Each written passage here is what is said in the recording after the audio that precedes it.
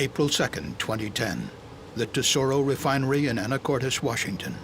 A nearly 40-year-old heat exchanger violently ruptures, causing an explosion and fire that kills 7 workers, the largest loss of life at a U.S. refinery since 2005.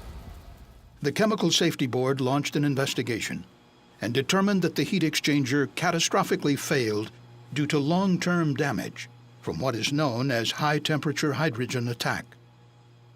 The Tesoro Refinery in Anacortes is an 800-acre facility located approximately 70 miles northwest of Seattle.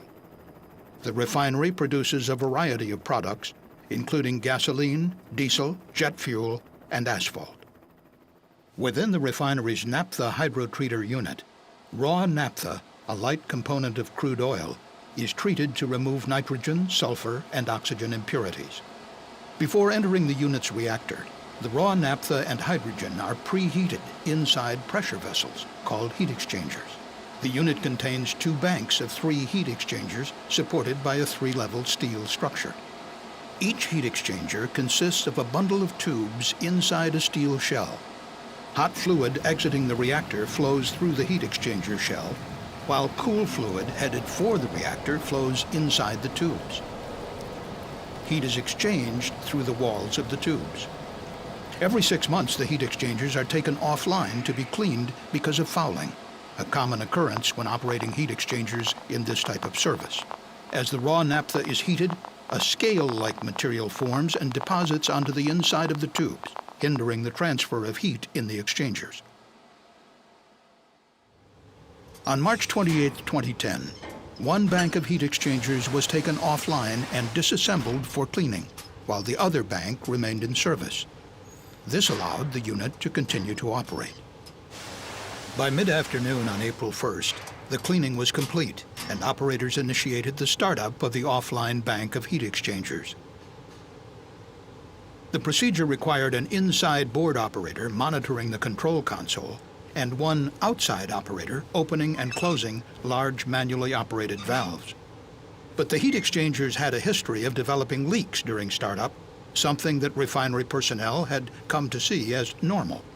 Additional operators from other nearby units were called upon to assist with the startup, including mitigation of potential leaks. By 10:30 p.m., the outside operator was joined by 6 workers from other units within the refinery. The 7 workers were located around the heat exchangers, where startup activities continued past midnight. But unknown to the workers, the steel shells of the middle vessels in both banks of heat exchangers had been severely weakened due to cracking caused by high-temperature hydrogen attack.